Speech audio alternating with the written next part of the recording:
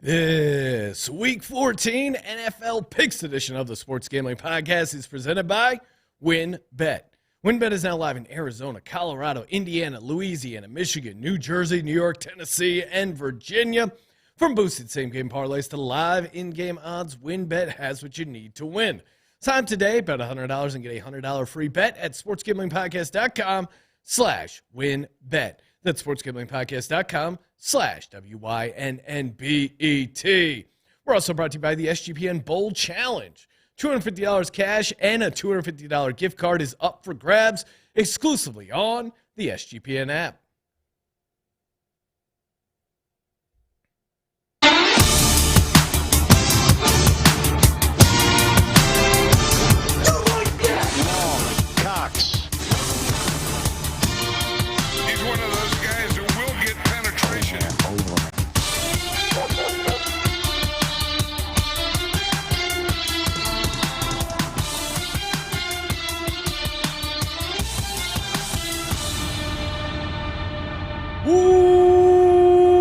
Welcome, everyone, to the Sports Gambling Podcast. I'm Sean, second the money green, with my partner in picks, Ryan, Real Money Kramer. What's happening, Kramer? Dog. Oh, we're in Vegas, Sean. Yeah. We got paper tickets in our pockets. We did. Loaded up on some paper tickets. Kyler Murray is back to his naturally occurring form. Oh, man.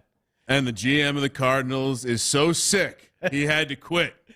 Yeah, the GM of the Cardinals took a leave of absence. I mean, that's how you know. Was it the Cliff contract or was it the Kyler contract? Which one sent him off the edge? I can't imagine if Kyler Murray has a great season, he's taking a leave of absence for medical purposes. that is something that will put you in the hospital, guaranteeing that much money. And we got to imagine the Browns general manager is next. Because what they gave up to get Deshaun Watson, $250 million guaranteed, the guy can't complete a pass. It's insane. He plays near a lake, too. The wind's going to be a problem. Everything. I mean, not to stick to this Cardinals thing, but when it happened, I said to you, if there was anyone in the NFL that was going to fake a non-contact injury, it was Kyler Murray. Well, I mean, the recovery time. Can you imagine that? You're just there taking some pain meds, playing Call of Duty. Is that not the dream come true of every millennial? Kyler has an ego, and he sees there is one mountain he hasn't accomplished. He hasn't tackled. He hasn't climbed to the peak. And no, that's not winning a Super Bowl. Oh, I think you're going to talk about playoffs. Two-sport athlete. He sees Boston Scott over there in Philadelphia. Boston Scott in his Rocket League. Pro Rocket League career. He's like, I can get there. Give me 9 months of nothing but Call of Duty, and I'm there. Chat is alive and well, youtube.com/sportsgamblingpodcast. Hop in there, subscribe, turn the notifications on so you don't miss when we're live. Chatting it up here. ZD Mills saying he's coming for that SGPN pick'em. A lot of cash up for grabs. That contest exclusively in the app. The College Bowl Challenge, that's exclusively in the app. I don't know if you're noticing a theme, Ryan. We have a lot of ways to win cash in the app on our contest. And how much does that app cost? Completely free, Ryan. Wow. Completely free of charge. Infinite overlay. You know what else is free? A free $100 bet courtesy of WynnBet. All you got to do is sportsgamblingpodcast.com/WynnBet. Sign up there so they know we sent you. Come on, help out. Keep the content train alive. You know how many shows we have to pay guys for? Editors, websites, apps, contests, giving away money left and right. Not only, God's Eye, that thing, we got an empire to power. sportsgamblingpodcast.com/WynnBet. Be a part of the process. Keep the content train on the tracks. Throw a little coal in there via a WynnBet deposit. And again, bet $100, win $100. You get a free $100 bet. It could not be easier. And so many ways to win. Of course, the parlay wheel. I cannot wait till I go back east so I can make a road trip to New Jersey just to experience WynnBet on my phone. Highly, highly recommend. Good old WynnBet. sportsgamblingpodcast.com/WynnBet so they know we sent you. Offer subject to change. Terms and conditions at WynnBet.com. Must be 21 or older and present in the state where playthrough WynnBet is available. If you're something you know has a gambling problem, call 1-800-522-4700. If you guys missed the earlier show of the doubleheader, we had Joe Fan on giving out some of our best Thursday night prop bets. And I revealed that I was taping an appearance on a TV show. It was taped during the day. I will give you that hint. Call it daytime TV. Well, then you're giving it away, Ryan. Okay, but now that you've given it away, it's still up for grabs. I was hoping people could put together. Okay, I'm sorry. Taping a show during the day, daytime talk show. You did the heavy lifting for them, Ryan. You can't help it. You're Infinite overlap. You're addicted to giving out winners. Tweet us your guess at Gambling Podcast. First person to correctly guess it wins a $100 SGPN gift card. I will tweet it out tomorrow. I will reveal, or if someone guesses it correctly. But, fire away there. And then shout out, Ryan, we ran into 2 listeners already here out in our time at Vegas. Shout out to Philip, listener Philip. Ran into him in the bathroom. Oh, hell yeah. D-Gens only, right? Yeah, he recognized you have an SGP backpack? Yeah, we literally got to the airport, flew here, straight to the Wynn. Before we get to the studio, go to piss and just get, I'm walking to go wash my hands, and you get the, holy shit, I listened to every episode.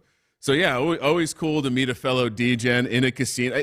You know what it is, Sean? We should stop being so surprised. This is a mecca for people like us. Yes. So it does make sense that the chances go up. But always fun to meet anyone in a bathroom, let alone someone that clearly big fan. So yeah. Well, you said you guys were in the next. He was a stall over to you. You were tapping his foot. Yeah. And then he noticed that I was Brock Hard. Sports gambling podcast signal. Yeah, like the politicians back in Minneapolis, and then just later on in the day.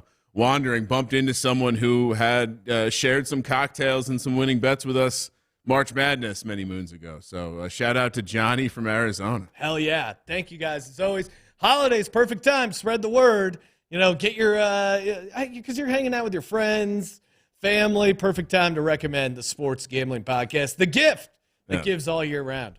We need some sort of like printable card that you can send a loved one, just a recommendation. Yes. You need this. It's not, hey, you need to call 1-800-GAMBLER. It's, hey, you need to get better at gambling. You need some winners in your life. That's actually, let's brainstorm this later, but you don't have a gambling problem. You just suck at it. And we're personal gambling trainers. Here, subscribe. Get some sweet shots of us doing curls in the studio, a la Matthew McConaughey. You want to make some picks, Sean? Let's go.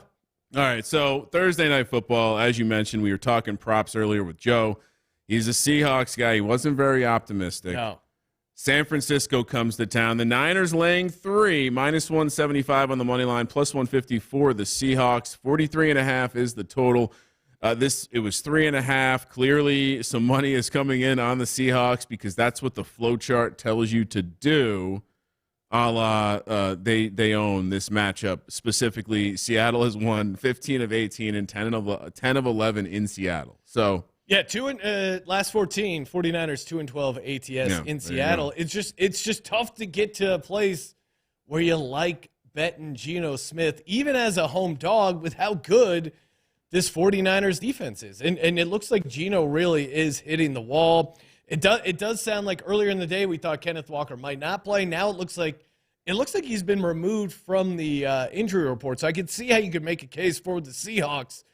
But and Brock Purdy is a little banged up. But it sounds like, by all accounts, he's still Brock Hart. This is just some Shanahanigans. Well, yeah, where he's trying to feel free to use that Shanahanigans. I like that.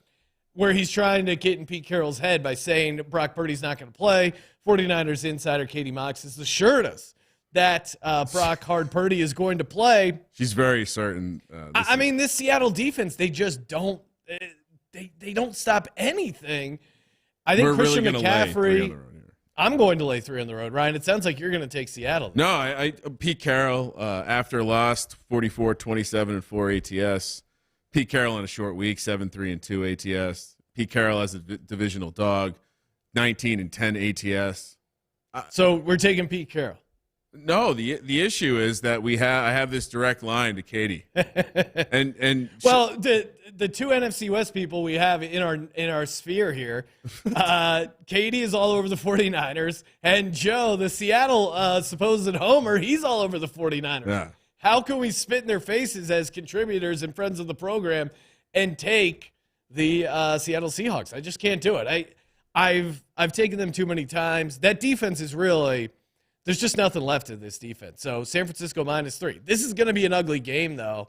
I really – not a totals guy, but these division matchups and the total of 43.5, loving the under there. So give me San Francisco -3. Last time I got a Thursday night pick right was Week 7, laying 2.5 with Arizona. So tread You're on a heater. Tread lightly. I take Seattle just to fade right? I'm on the – well, my instincts were I was going to take 100% going to take Seattle until Katie texted us that picture of Brock Purdy. Quote, why does he need a helmet at practice if he isn't going to play? It's a great question. Logic made sense to me. Niners by 3. Cameron Kerr in the YouTube chat saying his favorite DGen White Elephant gift is giving someone a $25 moneyline dog ticket. If it wins, you send them the winnings. If it loses, they get nothing. I love it. Instantly, just a DGen special. It also can create a new habit. So yeah, it's exactly. It's like a referral affiliate program. All right, let's move along to Saturday, Sean. That's right. We got Saturday football.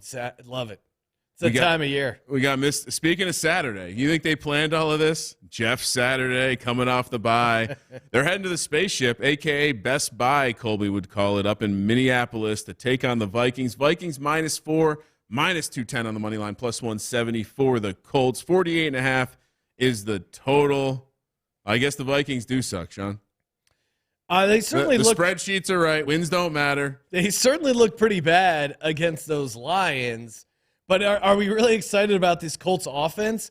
I mean, what do you mean, are we? No, I mean, the Colts are pretty bad. 30th in scoring. Now, ideally, the way you beat the Vikings is by scoring a ton of points, moving the ball up and down the field. Mm-hmm. It's really tough to imagine that scenario with this Colts team unless Jonathan Taylor gets going, unless they decide to have some common sense and put in Nick Foles. I mean, can Matt Ryan throw in this Vikings defense? He might be able to, but can they put up points? Can they get some good red zone looks? And you have the Vikings team. Did they get exposed?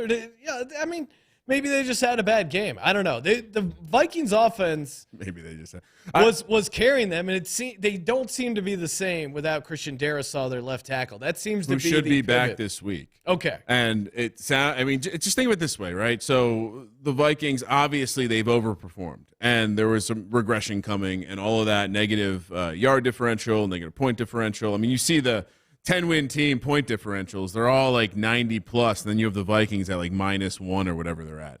So I think it's fine to say they're not as good as their record says they are, but they're playing one of the worst teams in the league.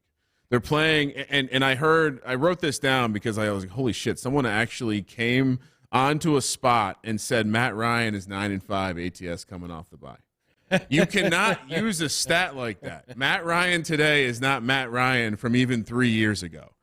I think this will be I circled this game as a too cute spot for sure, Sean. This definitely strikes me as the kind of game we're non-conference road spot for the Colts. And frankly, like basic ass handicap, but this is a spot where Minnesota they clinched the division with a win here. And your point, Darrisaw is officially off the injury report. So, yeah, I think you got to take the Vikings here, right? I'm not super comfortable. I mean, I think we're going to end up sitting on a position that will. I mean, what if you had to guess the money splits? What would you guess this game's sitting on right now? I think it'll surprise you how many people have talked themselves into the Colts.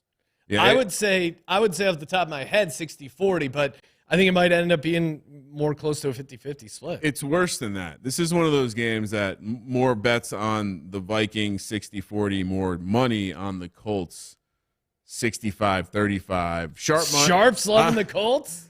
They have to be square. Well, the Sharps just love net yards per play. That's their only metric. These are the same Sharps that were on the Bucs last week, I think, against the 49ers.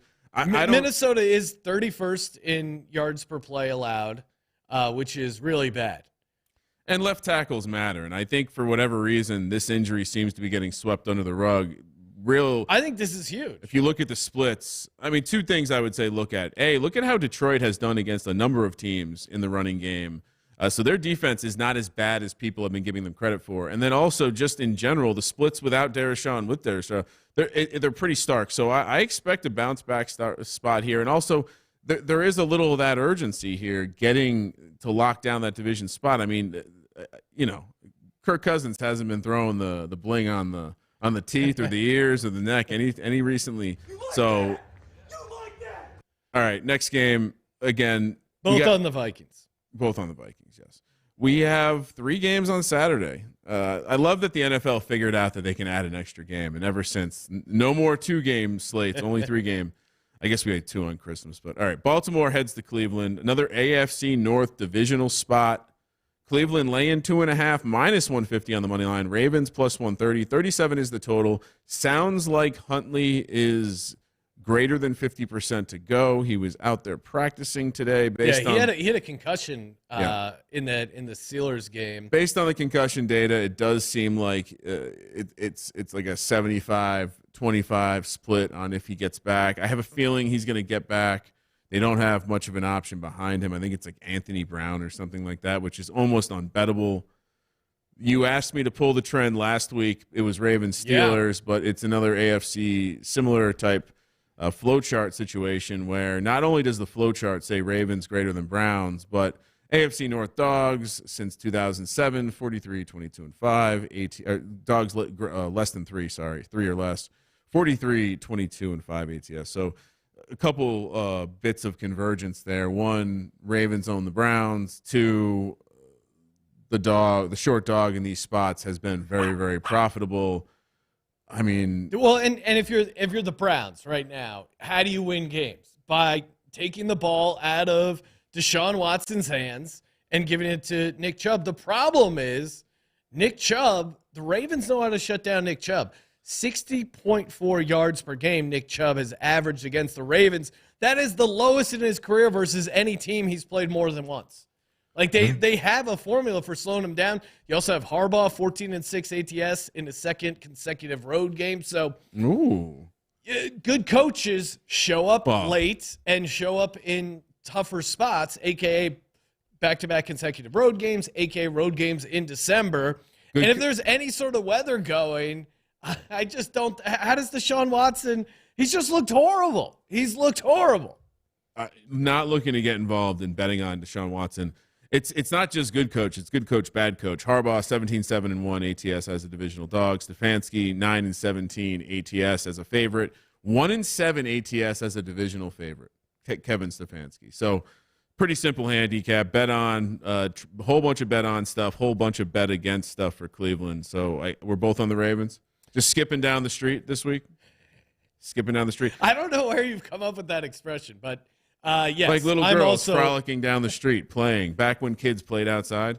Yes, I didn't mention it, but winds expected to be in the 15 to 20 mile an hour range. So and the Ravens, Ryan. I mean, we've gone this far without you crowbarring in a J.K. Dobbins reference. Right. I mean, your eyes lit up on the plane ride out here from Burbank. You're like, J.K. Dobbins is back. Well, it's going to be good for my best ball. This guy's good. Come on. My 20% or whatever advance rate, I have a number of teams that somehow got through with J.K. Dobbins that are sitting up like the fucking Undertaker right now, looking at y'all saying, oh, we're coming for you. One of them is a legit solo Hurts team. It's loaded. I might win the Millie, Sean. I'm definitely live for it. All right. Miami, the Dolphins. I did not know Dolphins can swim in frozen water because they're heading to Buffalo. This one's at 5:15 at night on the West Coast, 8:15 local time. Bills minus 7.5, minus 380 on the money line. Dolphins plus 300. 42 is the total. I think this number moved from 6.5 to 7.5 when it was reported that the Dolphins had heaters on their sideline for a game in Los Angeles. In a kind of dome. I mean, is my wife playing for the Miami Dolphins? Because she complains about the cold in L.A. Like, fire up the thermostat. It's 62 out. Well, and Tua, I love Tua in just an all-time making himself look like a total asshole move. They were asking him about snow, and they're expecting weather in Buffalo, as they do, up to 5 inches of snow. And he points out, well, it snows also in Alabama. Yeah, dude, like maybe a half an inch once a year. Upstate New York snow. I mean, clearly he didn't grow up with my dad, who just would ramble on about, lake effect snow and what is it, the lakeshore wind coming through. I mean, as much as I want to fade this Dolphins team, and as much as my hate for the Dolphins is alive and well after they cost me the lock last week against the Chargers defense that cannot stop shit and just looked really bad, the Bills offense just has not been putting up a ton of points. I don't know what else. Like, to have the Bills like still massive favorites in a division game, I think is really pretty crazy. And, you look at, like, their pass defense has also been pretty poor, 28th in the league. Some of that was injuries. But if you look at yards per game, Miami's still number 1 in the league. Buffalo, 28th in the league. Tyreek Hill is off the injury report. I'm going to do this segment for the millennials out there. I'll be honest, no cap, the Bills' offense has been looking mad sus. Now, Ryan, what that means is I'm telling you straight, the Bills' offense has been looking mad suspect, meaning you can't trust this Bills' offense. Almost like they're missing the brain? Almost like they're missing the brain. Dolphins actually do have gigantic brains. Does it kill you that my Dable take looks stronger and stronger every week? I think we were talking to Nick of the Veterans Minimum Show on the Blue Wire podcast network, and I mentioned, I hate to say it, but Ryan may be right. This Bills offense, as much as I don't want to give any credit to Dable, it hasn't looked the same. So I don't think you can take the Bills laying 7.5. Do you want to tease the Bills? Sure. You can talk me into that all day, but how can you how can you feel comfortable laying 7.5 with this Bills team? All right, Tua has not performed well in back-to-back road spots. No, this is a third road game. First time in his career he's done that. 0-4 ATS in the previous 4 occurrences. Obviously, one was last week. Tua has started 63 football games across college and professional football, Sean. How many games do you think he has started when the temperature is below freezing? 4. 0. No, he played that one game in Buffalo was it like 2 Januaries It wasn't ago? below freezing. Was that below freezing? But just listen to the Bills' point totals. It's like 20, 24, 28. I mean, I just don't see them being able to light up the Dolphins defense. This is backdoor garbage cover written all over it. Yeah. I mean, this feels like that 20-12 game we saw last week with the Jets. Except it's going to be like 20-14. Tyreek Hill is good for 14 points himself against the Buffalo secondary. He's off the injury report. He's talking shit on kickers, which is hilarious. He said kickers miss so many field goals because they practice for 5 minutes and then play ping pong, which I love, just kicker slander. They also golf, from what I understand. Yeah, they're probably great golfers. It's probably not. Well, I mean, maybe we don't have to. Maybe we can get our facts straight before we're going to slander. Oh, I'm sure they play golf and ping pong. I mean, I don't see Tyreek Hill kicking. No. All right. Speaking of which, did you know this was Tyreek Hill became the second player in NFL history to have 5 touchdowns of 50 yards or more, or 5 touchdowns different ways. So rush, receiving, return, kick return, punt return, and now a fumble return. Ryan, we do have breaking news. Bills Mafia DJ 92. He said he talked to some insiders. Cole Beasley might be the guy Josh trusted. And if you missed the news, it was certainly not front page news, but Cole Beasley is since unretired and now back with the Bills. He might need like a week or 2 to get back in the system, but if you don't think I'm going to be playing some Cole Beasley anytime touchdowns or over 1.5 reception prop bets down the line, I think you could be in trouble. What are you doing with this game? Cole Beasley is the Gronk here in the equation for Mr. Josh Allen. Yes. I think we highlighted it, right? Grave concerns about the situation with the temperature and just in general, the way that this offense has been stifled of late. On the flip side, I worry about the way this Bills team has performed. That being said, even though the number should be probably 7, 6.5, I can't take Miami here. I think there's a chance that Miami is in a bit of a free fall, and the gimmicks. Like, look, the Giants. We admit Giants had a number of gimmicks in their offense, and basically Seattle kind of figured them out, and then since then they haven't been the same team. Well, Miami has a lot of gimmicks too. And what did San Francisco show the world? What to do with those gimmicks? Just drop your linebackers deeper. They can't do shit.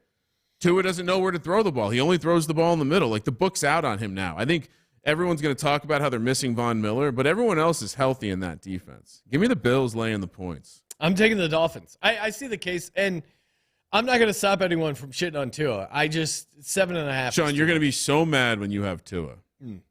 You realize. I mean, you do what you want to do. It's 2022 and it's a free country. I don't want to box you in. I want to cover a spread. So give me Miami plus 7.5. But the Sean that we started the season with would have not identified as a Tua backer. So just wanted to bring that up. All right, Sunday. Let's move over. 10 a.m. on the West Coast, 1 p.m. on the East Coast. We got hate week. Both teams coming off the bye. Extra time to get hateful. The Falcons, the Saints in New Orleans. Saints laying 4, minus 200 on the money line. Falcons plus 170. 43 is the total. This is ticked down from, I think, even 5 in some places, 4.5, now down to 4. I mean, this is a divisional, hateful rivalry, although the Saints, the flow chart tells you this is a spot to take the Saints.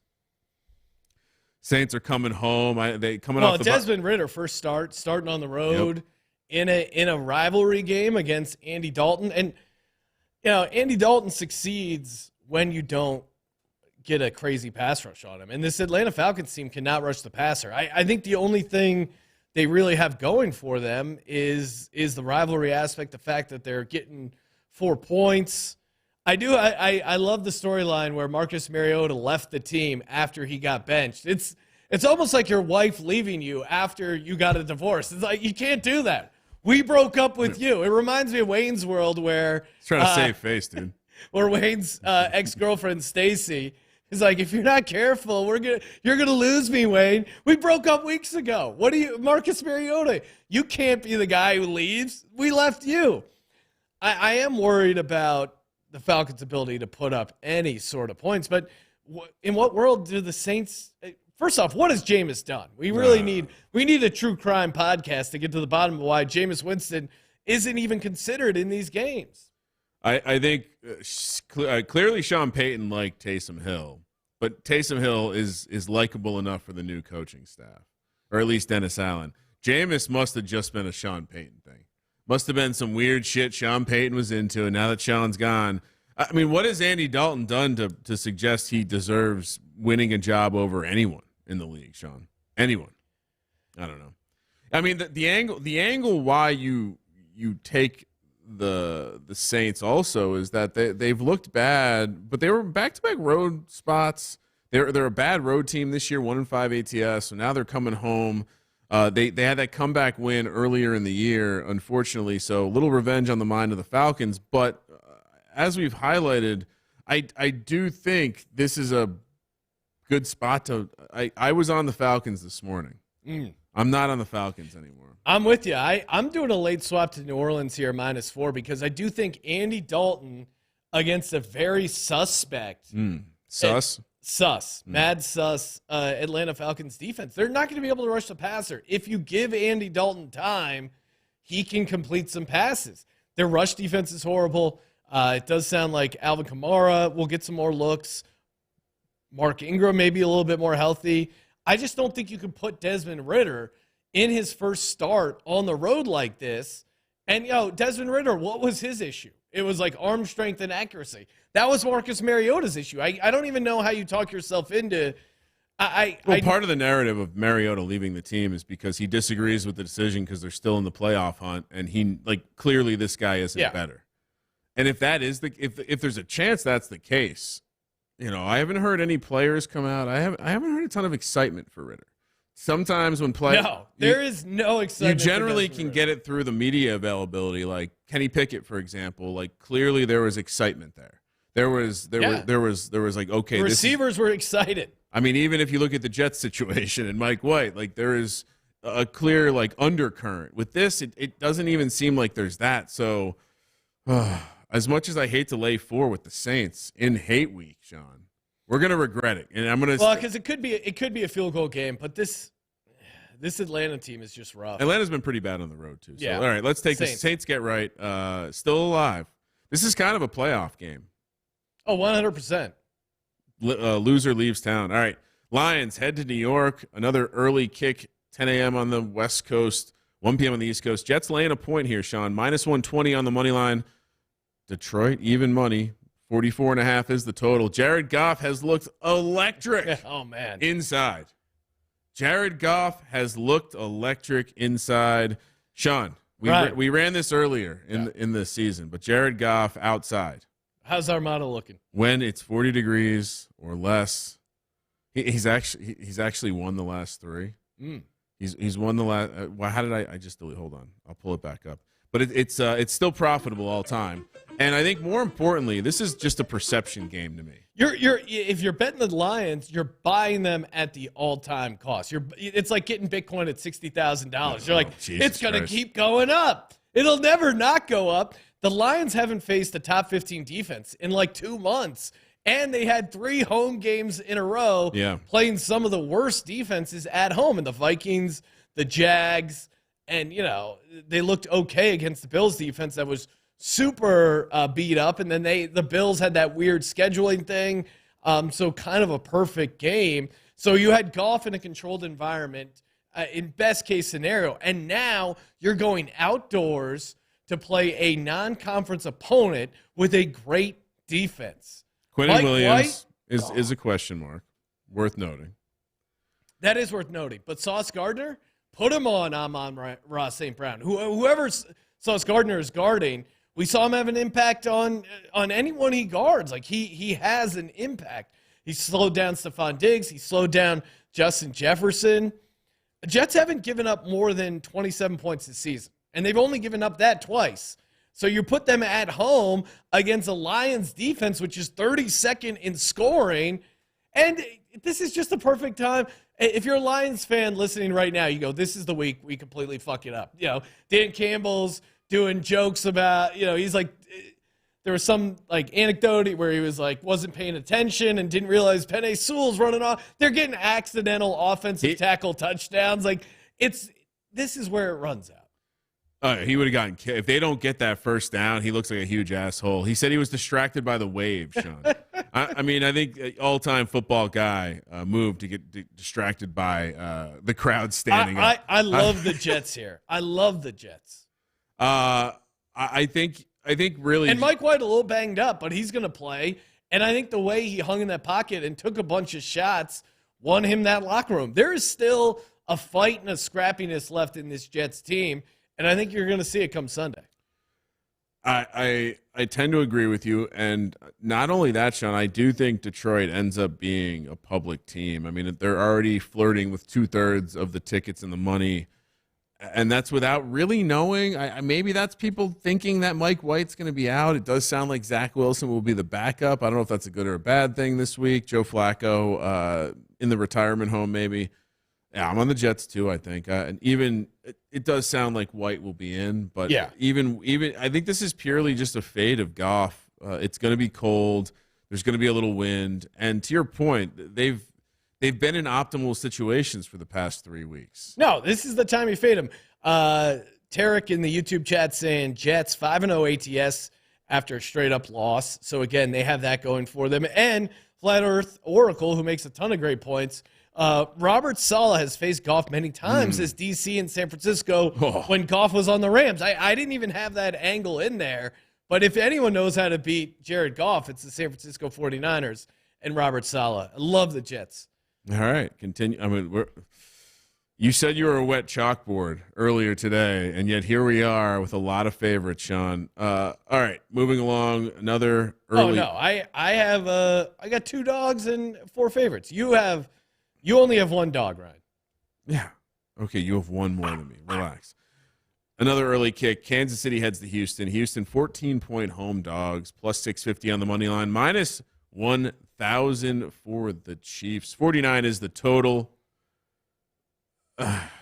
This is a horrible game for a lot of reasons. Because, I mean, how can you take the Chiefs and how can you take the Texans? I mean, the Texans getting up for the Cowboys was their Super Bowl. It was like stick it to Jerry. I don't know if I agree with that take. And I got to take a moment to really make fun of Kurt Warner. I was listening to the radio broadcast. He really has turned into it.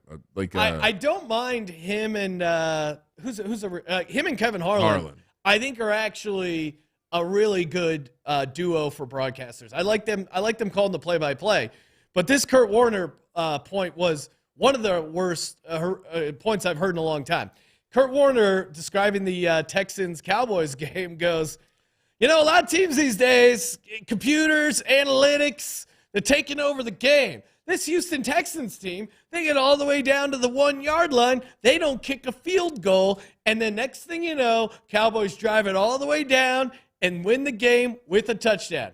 You dumb motherfucker. If they kick the field goal, they're up by 6 points.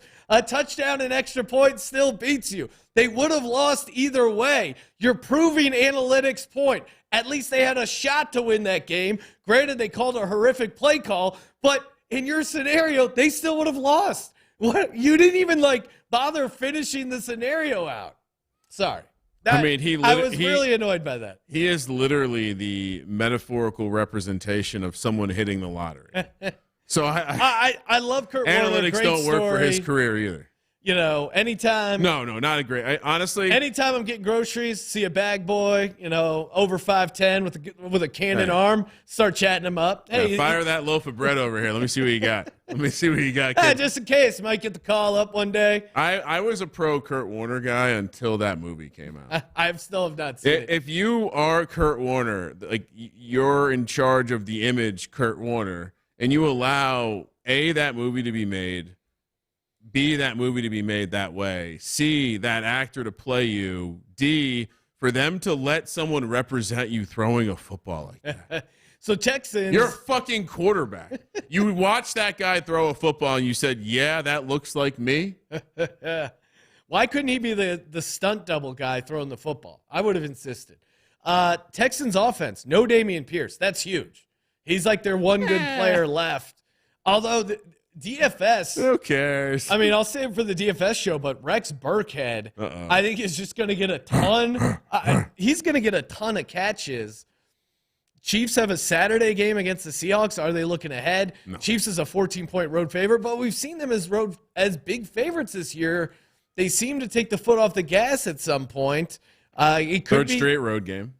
It could be a huge spot for Isaiah Pacheco and Jerick McKinnon. And I guess I wouldn't be shocked, though, if Mahomes is feeling the pressure to keep up with Jalen Hurts, the MVP leader right now, at least according to the odds makers, Ryan.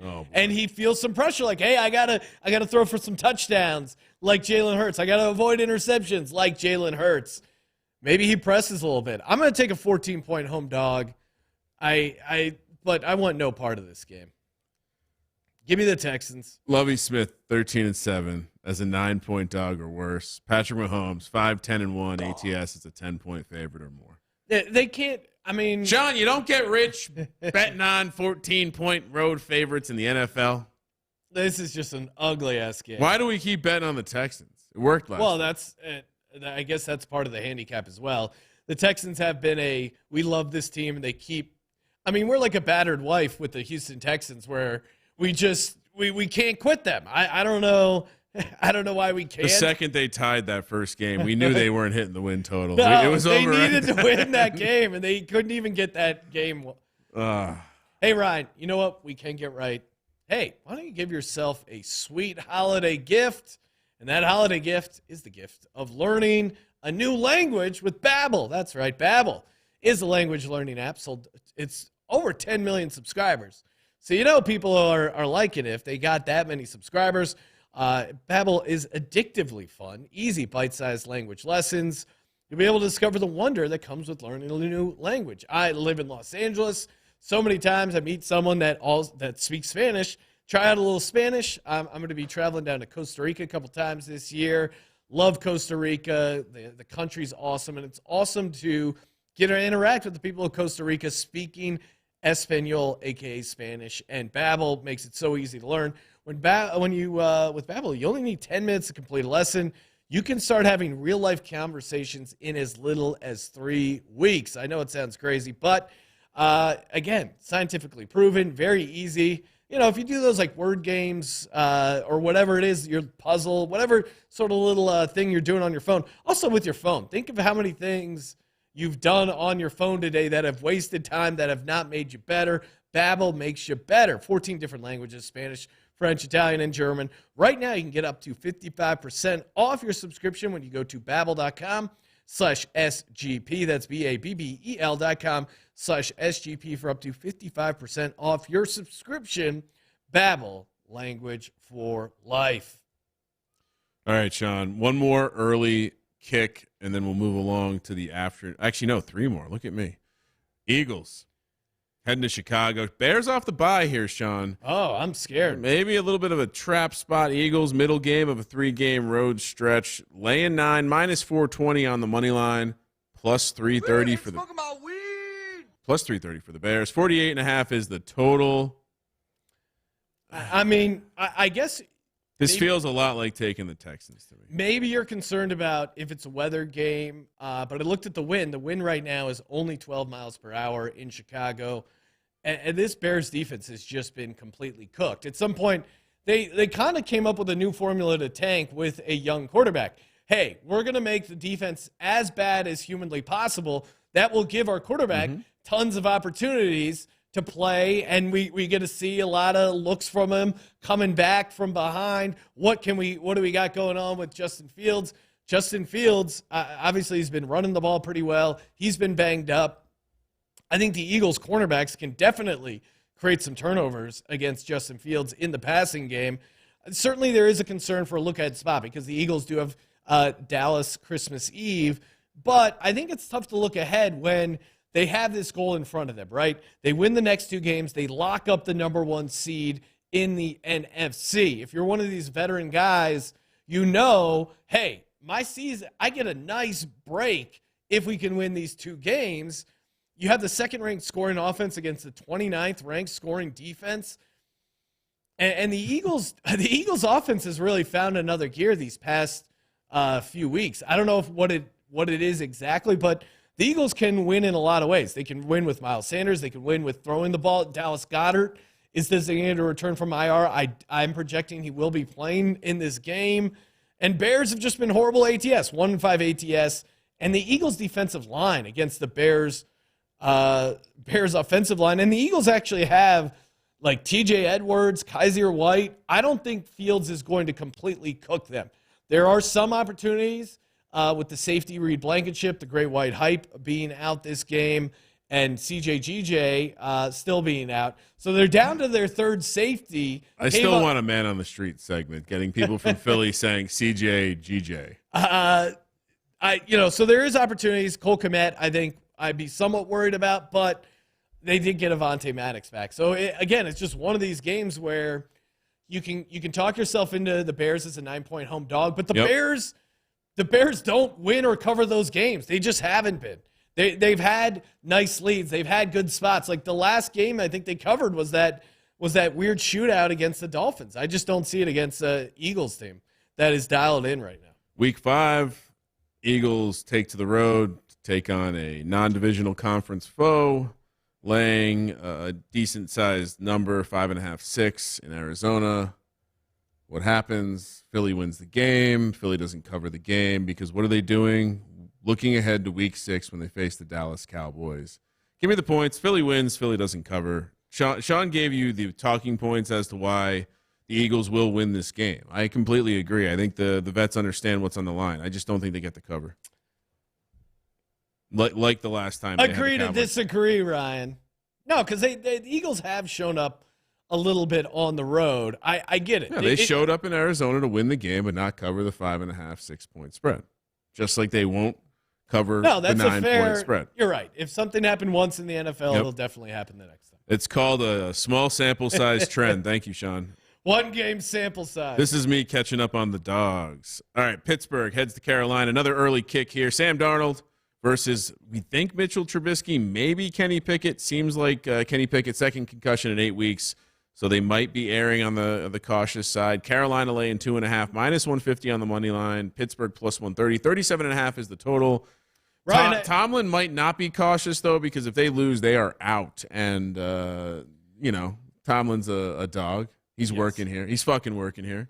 I feel like you haven't been filling us in on the betting splits, but this is I've let people know when it matters. Okay, this one I definitely am interested in because I feel like Carolina could be where the public is loading up on. What do you see your splits as? No, it's Pittsburgh. I mean, Pittsburgh has more of the money, slightly more tickets. It's not a super heavily bet game. Honestly, like the way that I look at this game is, I think if you look into the data, you zoom in a little closer, Carolina Football Outsiders DVOA metric, they're a top 5 defense over the past month. And I think that's the angle that's pretty interesting here. I think in a game that could be disgusting and gross, even though I will say I'll give Sam Darnold some credit, the offense does look better with him at the helm compared to Baker, compared to P.J. Walker. I don't want to lay points with Sam Darnold. I know I'm supposed to take the 2.5 and not. I know. I think that this could be a game. Carolina read the clip. They saw. They're like, what? Wait, what? We're still in the playoff hunt? We control our own destiny? Non-conference road spot? I don't think Kenny Pickett plays. I don't think the team plays hard for Trubisky. And I don't think I want to bet on Trubisky in the road under any circumstance. Trubisky's bad. He played a couple games with Dable as a backup and got a contract. There have been 2 times this season where a quarterback coming off the bench has thrown 3 interceptions. Kenny Pickett subbing in for Mitch Trubisky in Week 4, and Mitch Trubisky subbing in for Kenny Pickett in Week 14. That is a hilarious stat. I don't think I can take Mitch Trubisky on the road, and it seems like you're either Mitch Trubisky on the road or Sam Darnold as a favorite. It feels like you're going to be mad at yourself either way when you pick this game. Let me help you out. Steve Wilkes has got the defense playing really well. Let me help you out. Okay. What if I told you Steve Wilkes went to high school at West Charlotte, born in Charlotte, North Carolina, went to college at Appalachian State? And what if I told you that, by all accounts, read the beat reporters, the team is playing for Steve Wilkes. They are. Because they want Steve Wilkes to get the fucking job. I love the Carolina Panthers. Well, and Sam Darnold, they asked him after the Seahawks game, I did find this noteworthy, and they asked him, like, hey, the offense is really coming together. He's like, yeah, we're a running team.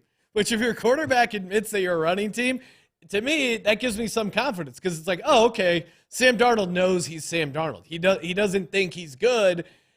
What I'm worried about is too much tape on Sam Darnold. Too much tape on Sam Darnold. And Sam Darnold, to me, is like a, when you go on a nice run with blackjack and you just keep pushing all in, it feels great while you're on it, but then eventually regression's coming, and it feels like maybe the Darnold regression is coming. To me, it's like, can the Panthers, and DJ Moore is banged up. I don't think we talked about that. We did not. I think the Panthers passing the Steelers secondary is still very susceptible, especially with deep stuff. I don't know if Darnold's going to be able to get there. What we saw with the Ravens, though, was that they were able to run on the Steelers. I just worry that the Steelers defense might be able to clamp down. TJ Watt's clearly not 100%. He's not on the injury report, but he's not having that like apex predator games where he's just everywhere. DJ Moore was a full participant today. So. Okay. So you're taking Carolina. I'm taking Carolina, and I'm saying in pencil, Sean, just highlight that game later for the lock segment. I'm taking Pittsburgh plus really? 2.5. Yeah. Mike Tomlin in a must-win game versus Steve Wilkes. I'm going there. Give me the Steelers. But you're married. Stop fucking around with that college hot shit, Mike Tomlin. Mike Tomlin, in the Texans. We fell in love before the season, and it's really leading us astray, Sean. Final answer, Pittsburgh? Yes. Okay. I don't feel great about it. I'm not going to be locking it up. Last early kick, Dallas, the Cowboys, they're laying 4 as they head to Jacksonville. The hot tub, Jacksonville plus 175, Dallas minus 210, 47.5 is the total. Sean, there's an alternate universe, a.k.a. the reality we live in, where the Dallas Cowboys were only leading the Indianapolis Colts by 2 points in the fourth quarter and losing to the Houston Texans in the fourth quarter over the last South 2 knows games. this team. And on top of that, as much as there's probably smart people talking about how the line and the pass rush against Jacksonville and how Trevor Lawrence struggles against the pass. I want none of that. Because obviously we're taking the Jags here. Jags look pretty good. The Close Your Eyes special strongly got them across the finish line. I don't know. You have any good pro Jacksonville takes? Because this really, yeah. I've realized I've given Trevor Lawrence a bunch of shit, aka Goldilocks. Mm-hmm. Some of it rightly so. I think that game against the Titans, some of his ball placement was really good. Now the Titans secondary was pretty decimated. I mean, when you're having breakout Evan Ingram games, there's something going on there. But I think they're going to be able to throw the ball on the Cowboys. The issue here is, in a weird way, because that's the thing. If the Cowboys lost to the Texans, you could almost talk me into the Cowboys. But the Cowboys, you think they got woken up? No, in a weird way, they got validated. They're like, hey, we can just turn it on when we play shitty AFC South teams. Dak looks so bad. That's the angle, Ryan. Dak is forcing the ball. Post-game win expectancy. What do you think the post-game win expectancy for that game was? You mean Houston, Dallas? If they simulated it a million times. Football Outsiders has a metric based on what happened in the game. How many times should you have won that game? Basically? Texans win 80% of the time. 90. Wow. The Texans had a 90% win share. I mean, the Cowboys have really, really skirted by between the narrow win by the Texans and the absolute faux blowout. Well, and I'll say this: what we're kind of seeing from this Jags team does remind me a little bit of what we saw with the Eagles in Carson Wentz's rookie year, where here's what happens, right? They start out to a flashy start. In the Eagles rookie year, they went 3-0. The Jags version, they go 2-1. Then they just bottom out and they look horrible. And they're like, we might have to blow it up. We might have to fire Doug Peterson. They get blown out against the Bengals on the road. It looks like a complete disaster. And then they finish up really strong where you're going to go, oh, man. It does seem like they're going that way. I'm seeing improvement from this Eagles team. I'm seeing improvement from Carson Wentz. So, a couple of the games, they beat the Giants 24-19 at the end. They beat the Cowboys 27-13. They lost going for a 2-pointer against the Ravens 27-26. They covered the spread there. So I think this is kind of similar where would I be shocked if the Cowboys win? No, but I think covering 4 points against this Jags team, and you talked about the look ahead for the Eagles, Ryan, worth noting a massive look ahead for the Cowboys at home facing legitimately the best team in the NFL. Doug Peterson, also some familiarity. Yeah, that too. Decent 3-2 ATS against the Cowboys at home, including his last two in 2019, 2020. So I don't know. There's some straws to hold on to there. And really the takeaway for me for that Houston game was Dak still has the ability to look really bad. Dak really, really moments of just horrible, horrible football. All right. Move to the afternoon slate. 1:05 p.m. kick on the West Coast. Arizona Cardinals coming off Monday Night Football. They're heading to Denver to take on the Broncos. Broncos laying. That's right. Broncos laying 3. What? Minus 155 in the money line. Cardinals plus 130. 36.5 is the total. We know Kyler is out. Yes. Is Russ out? I mean, how much of that concussion water has he drank this week? Don't you think Russ plays? Don't you think they don't play Russ? If you're the Broncos head coach, if you're Nathaniel Hackett, who do you want to play? I mean, Brett Rippon doesn't look much better. That is certainly a concern. He's looked pretty horrible. The best unit on the field, and it's the best unit by a mile, is the Broncos defense. The issue of this game is we're getting a fuck you Russ game versus the fuck you Kyler game. Everyone on the Cardinals hates Kyler, so they're going to want to show up and show out and show hey. Is that true, you think? I don't think he's super popular. I don't get that sense. Cardinals have a greater DVOA when Colt McCoy is playing. Yeah, I think they're not thrilled with Kyler Murray. But the Broncos players definitely hate Russell Wilson. But Russell Wilson actually was playing good. I mean, what do we take away from the offensive explosion last week? Was that just Kansas City and that defense once again not being very good? Jerry Jeudy, that guy had a fire lit under his ass. Like that was a moment. I don't know how he didn't get thrown out for like bumping the ref with his helmet off, screaming at the guy. I think the ref was like just surprised and kind of taken off guard. But Jerry Jeudy was really mad and screaming at the ref and getting right in his face. I'm surprised he didn't get tossed for that. I mean, I'm just looking at this matchup and I can't get past it. Broncos 5th in defense yards per play allowed versus Arizona 30th in offensive yards per play allowed. I think the way you beat the Broncos is if you have like a decent offense. And I don't know if this Cardinals team has like a top 10 offense, because I think the defense has moments where they're not motivated because they know that the offense isn't going to score any points, and you can run against the Cardinals. You really can. Honestly, I think it's not quite the Carolina spot to me. It's very similar to the Carolina spot to me. And sorry, Ryan, just waving to our fans. Oh, okay. Sorry. Yeah. What's up? You look fabulous. You can tag us on Instagram, Sports Gambling Podcast. All right. Wow. All right. Maybe. Look, they're you don't want to lay points with this Broncos team. It does seem like Russ could still play. It also seems like Nathaniel Hackett is saying things like his health is the number one priority. What does it mean when the head coach is saying the health is the number one priority? We're doing everything we can to make sure he doesn't play. I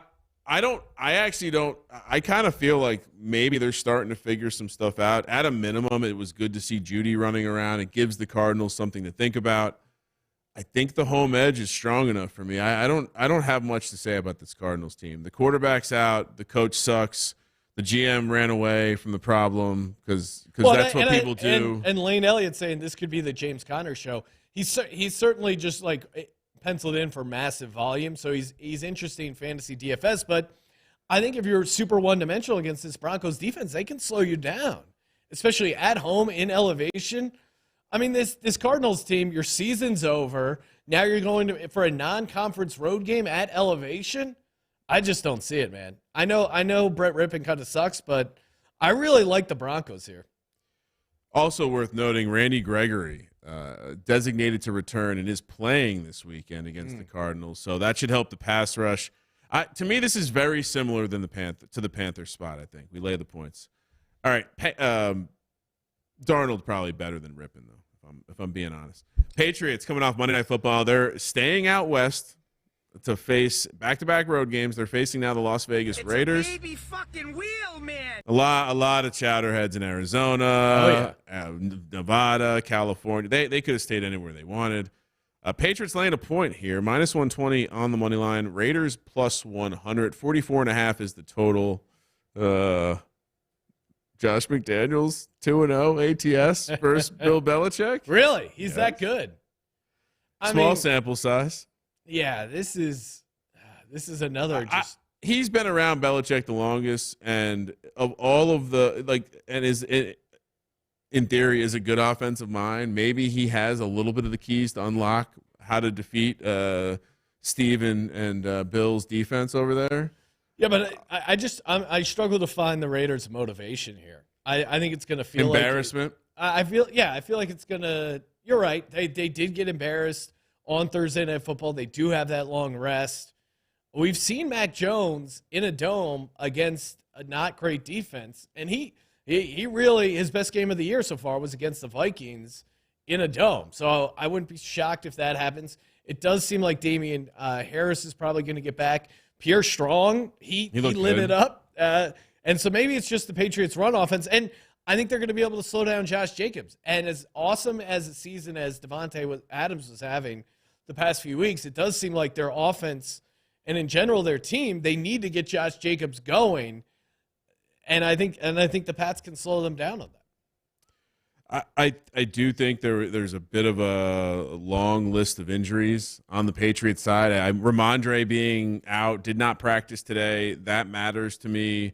Devontae Parker, I don't know how much that matters, but Ramondre Stevenson matters, and I'm definitely going to be curious to see if he can get back. This line also, this is one of those spots that the number doesn't make a ton of sense to me. I understand Belichick's dominance over his disciples, but this just strikes me as a strange spot. To your point, like where is the motivation for this Las Vegas team? I mean, Patrick Graham, defensive coordinator, they sit back. It's just like watching the Giants the last couple of years. They sit back and don't do anything, and it bites them in the ass every time. Maybe that gets mixed up here, and they have, again, Patrick Graham, also a Belichick guy. So maybe he's going to be well equipped to stop the well-oiled machine of Matt Patricia and Joe Judge's offense. But I think at the end of the day, like I'm being pulled into let's just be a little contrarian. The Patriots are going to be a fairly public team this week. I don't think anyone's going to be running to bet the Raiders, and I think in a moment where this turns into a little bit of a scoring matchup, I do think the Raiders can still do something here. So I'll be contrarian here and take the Raiders. Home dog, small home dog, little baby home dog. Yeah, I get the case for it. I don't think their offense is fixed. The Patriots' offense isn't fixed. We've just seen some positive outbursts in situations that make sense. Arizona's whole team crapped out after Kyler goes down. Well, and I think that's you said in like good scenarios, and I think this is a good scenario for them in a dome against the Raiders. Fair point. We don't know what kind of stuff Steve Belichick likes to get into, but Vegas has everything and anything he could ever want to put his tongue in. 125 on the West Coast. Tennessee, the Titans, they head to Los Angeles to take on the Chargers. Chargers laying 3, minus 150 on the money line. Titans plus 130. 47.5 is the total. I think all we've heard for 2 seasons now is how Brandon Staley's defense can't stop the run. Derrick Henry looked like he was about to run for 1,000,000 yards last week, and something weird happened, a.k.a. the close your eyes forces came in and mucked that game up. This one, I think, is the kind of playoff winning and Derrick Henry game we're used to. Still had a great game. He was 17 for 121. He did have that fumble, but and he had 3 catches for 34 yards. Derrick Henry is just going to destroy. Yeah. I mean, let the big dog eat. This is the perfect scenario to fade the Chargers. But at home. What do you mean? At home. AK at home. At home as a favorite, although they showed up against the Dolphins. I like Tennessee. I think they're a much better coach team. And the matchup of Derrick Henry versus this Chargers defense, you just cannot ignore it. On the other side, though, Justin Herbert finally got Mike Williams back, finally got Keenan Allen back. They seem to figure some stuff out. But honestly, like watching that game, Justin Herbert made a ton of great throws, but I still don't think the offense was great. And maybe I'm being Miami's defense is not that good. They struggled. I do think there is some. Well, but the Titans' pass defense, the secondary is still pretty banged up. But here, 51 pass attempts, 47.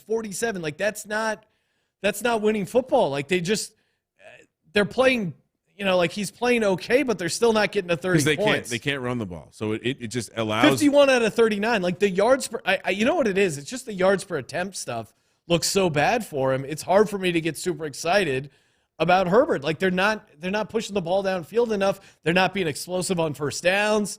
And I think Tennessee can really dictate the pace of this game. And I like Derrick Henry to have a huge game. Huge. I would ask you, when's the last time the Titans played a team that couldn't really threaten to run at all? It's been a little while. I mean, they're coming off games: Jags, Eagles, Bengals, Packers. Yeah. You go all the way back, and it's the Broncos. Probably not the best example, but this is just an absolute spot where I think the Titans defense will they will not be scared of the Chargers run game, and they will be able to do some stuff to help in the pass game, unlike when they're playing teams like the Eagles, and they don't have that option. So yeah, it's crazy. The Tennessee rushing defense, first in the league. Yeah. The Chargers rushing offense, 31st. Like that's a crazy matchup. They won't be worried at all. So I and then almost on the other side, 7th for the Titans on offense, 26th for the Chargers on defense. Like it sets up for them to control the pace of the game. Correct.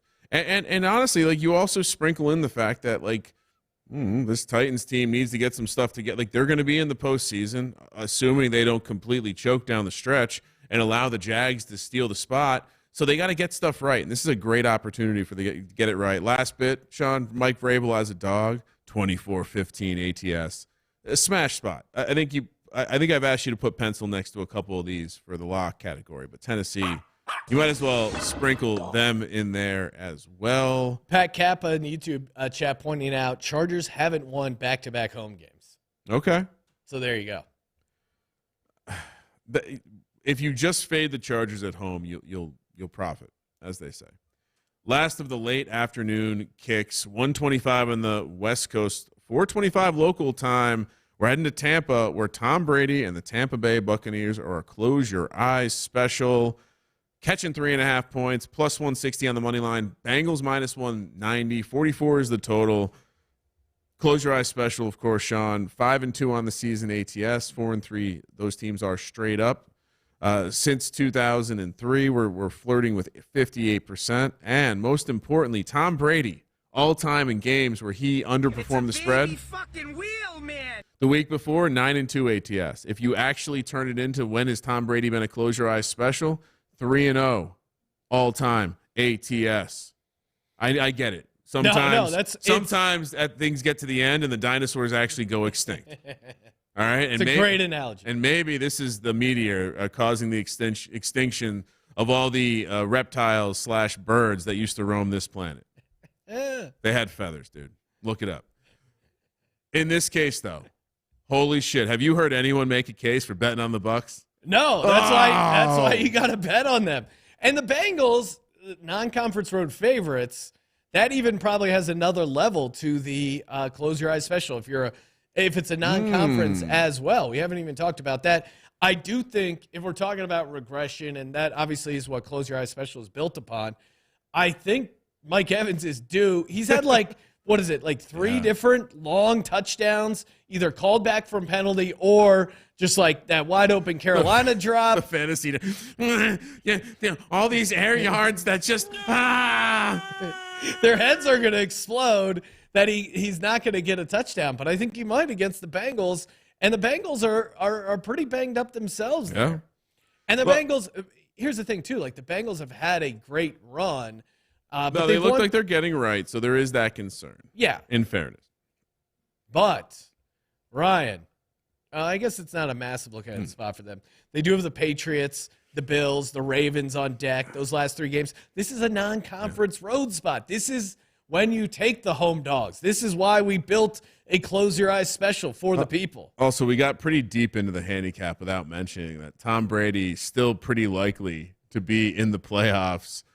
Sorry, so two teams in the NFC South control their own destiny. Sam Darnold in the Panthers and Tom Brady in the Bucs. So, and let's go over to WynnBet because I want to – there is part of me that wants to take the – I know I picked the Steelers with the 2.5. I think a 1-point victory. There is a world where it might be fun to hop on the Panthers to win the division. Let me see what that's set at. It's only plus 325. Never mind, that's not that fun. Saints are 28-1. Falcons 15-1, Ryan. Your Falcons. I'm looking up. I was trying to update the close your eyes special. Colts 40-1. Oh, stop it! I'm trying to find some fun division odds. I'll be honest though. Falcons, baby.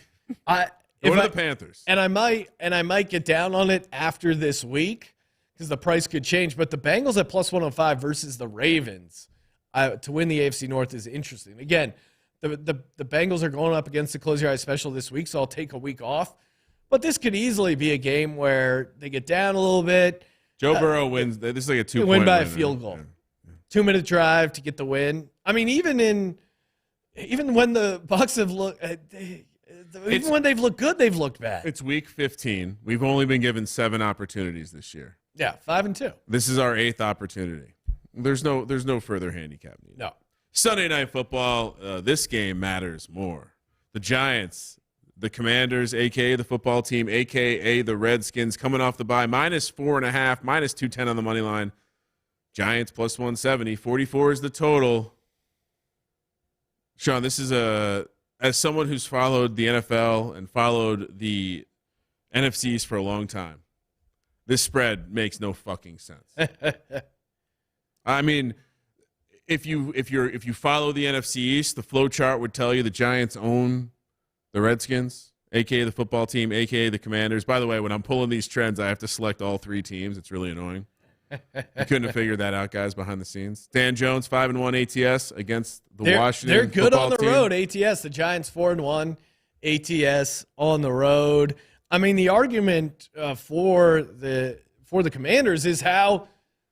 I mean, we might have to take this Giants team to the vet because public dogs at Fleas Ryan, and it looks like everyone is betting the Giants plus 4.5. I certainly.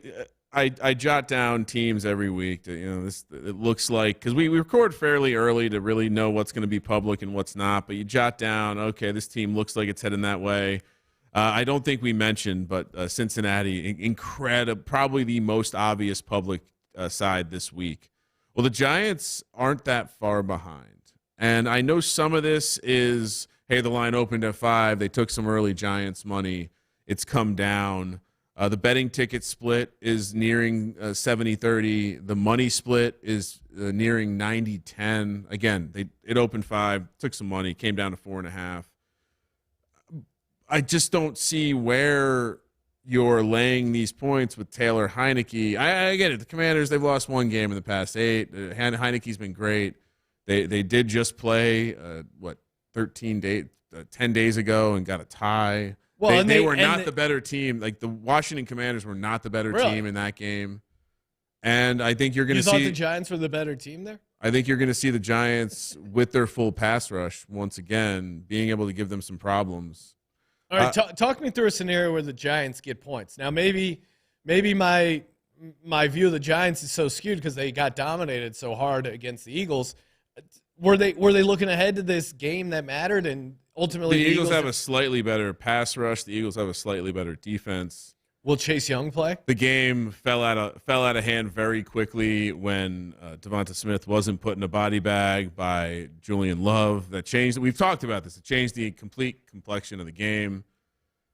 I mean, again, you go back and watch that Giants game against the Washington football team. These are two even teams. I just don't see where you're getting to 4.5. I mean, you've not said you want to talk about who's going to win the game. I think it's going to be another coin flip game. I think the Giants are going to be able to scheme some stuff up, and I think you're going to see this. Like this is when you let Daniel Jones go. You got to figure it out. Contracts coming up, playoffs are around the corner. Figure it out. Let him go. And this is the team to do it, right? This is the kind of game. How's Saquon's neck doing? I mean, I think because you need some explosive plays, and I'm trying to make a case for the Giants. What I don't get about the Saquon the only reason I'm considering taking the Commanders right now is because this is the stinkiest of all stinky lines. That's the angle. And zagging against it is the only thing that makes sense. I mean, again, you're a trends guy. The trends point. The flow chart says Giants. The trends say Giants. The trends say road team. The trends say you don't want to lay 4.5 with Taylor Heineke. It is a division game. You like the coaching scheme up ability of Dable over Ron Rivera. I do. And you like the fact that this is most likely going to be at most a field goal game. Yeah, it does feel like a 21-17 game. I'll take the Giants. This isn't a hard handicap. You're not like losing by taking 4.5 points with the Giants. I mean, the Giants were a horrible fucking team last year. What did they do when they went and played in Washington? They won. No, they match up well against the Commanders. It took them last time catching 2.5. I'll take them again catching the 4.5. Again, the fact that the public loves the Giants in this situation is tremendously scary. But I'm not a public pros versus Joe's money better. So I'll say this. Of all typically it's very easy for me to identify 4 or 5 games that are going to be like pro versus Joe or public versus whatever. This week's a little harder. If this game ends up closer to 50-50 by Sunday, I won't be totally surprised. It's not like the Bengals game. I think the Bengal game is going to hold. If anything, we might want to wait on our Bucks bets. Maybe there'll be some 4s out there. But I think with this Giants game, I mean, you didn't even bring up Dan Jones in prime time. That's how unsure you are about this 4.5 point line. Love the under because division teams in prime time has just been a straight smash on the under. Can't wait to play the showdown slate for Sunday Night Football. All right. Let's head over to Monday night. We got the Rams, the Packers. Rams coming off Thursday night. Glorious win. Baker Mayfield. They dumped the Gatorade. Baker got a concussion after the game, headbutting his teammates. He's cleared the protocol. His baseline's really low, guys. Packers laying 7, minus 320 on the money line. Rams plus 260. 40 is the total. Sean, I have a trivia question for you. Sure. How many games have the Green Bay Packers won by more than 3 this season? Say 0. 2. 2. They're laying 7. Yeah, it's tough to get there, but then, well, maybe Baker just fires this team up. I don't know. Do you think he sucked the entire game until Patrick Graham went to prevent?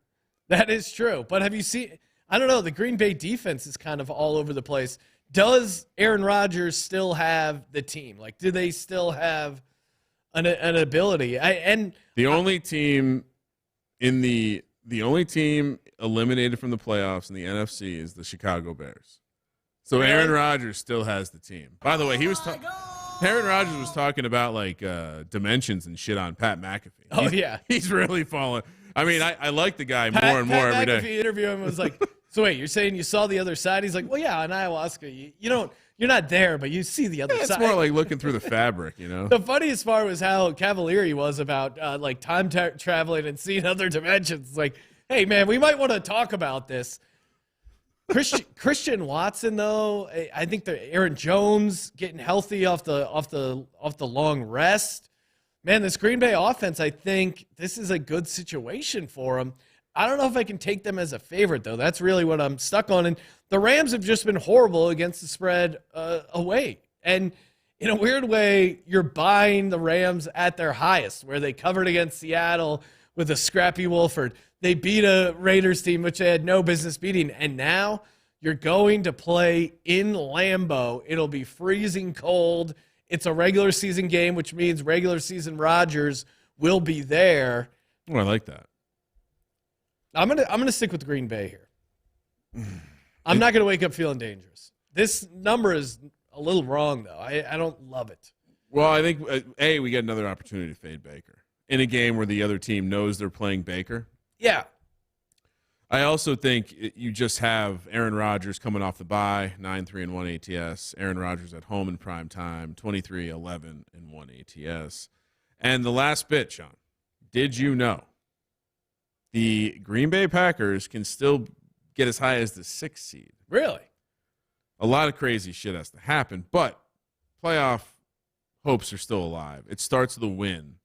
Well, you know how they always do the graphic like in the hunt? I don't know if you saw, but I forget who it was, maybe CBS or Fox. They changed the phrasing to sniffing around. I saw one that was really one was it's sniffing really around. Funny to imagine Aaron Rodgers sniffing around. One was loitering, which made more sense for the Yeah, they're not trying really that hard. All right, so just hear me out. Rams at home this week.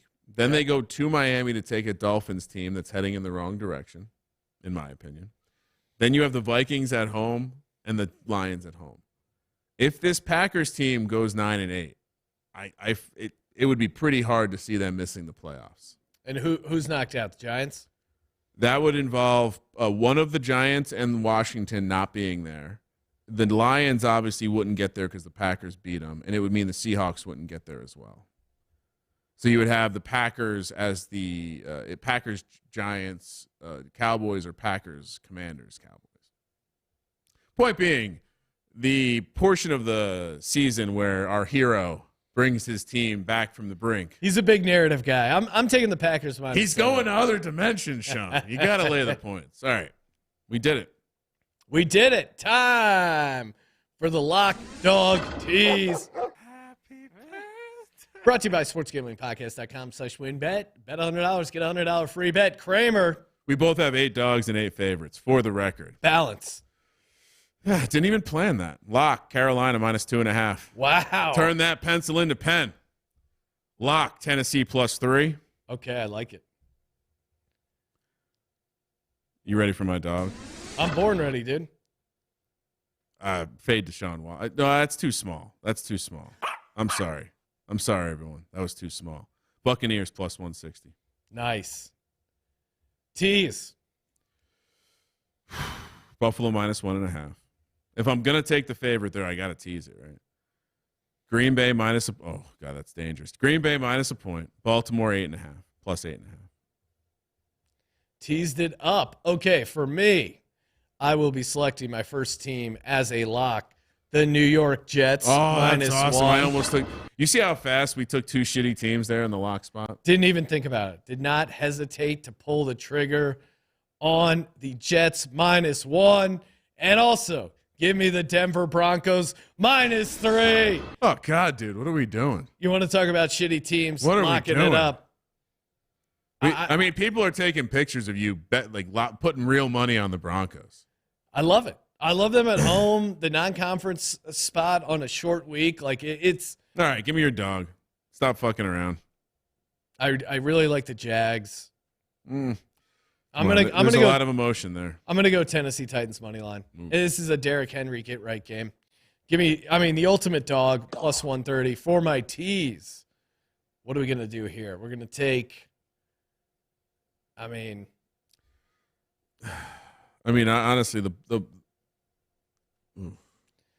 I'll take the Jags up 10, Jacksonville up to 10. Danger. Baltimore up to 8.5. That's a good one. Yeah, maybe I should get rid of the. You know what? Instead of Jags plus 10, Green Bay minus 1, Baltimore plus 8.5. If you want a plus 10, you take the Giants plus 10.5. Like that game, are there really going to be 35 points in that game? Oh, and then I'll do Philly minus 3. Oh yeah, easy. Easy money. Easy money. All right, so for our Circa Millions card, we got Carolina minus 2.5. Confirm. Jets minus 1. Tennessee plus 3. Then we have Denver minus 3, and then your body tried to stop you from doing it. Tampa Bay plus 3.5. Close your eyes special slots in nicely as the last play. The slot. How's the slot? That's dedicated to Andy Bice, who thought I may have forgotten the slot sound effect. It's alive and well, Andy. Thanks for checking in.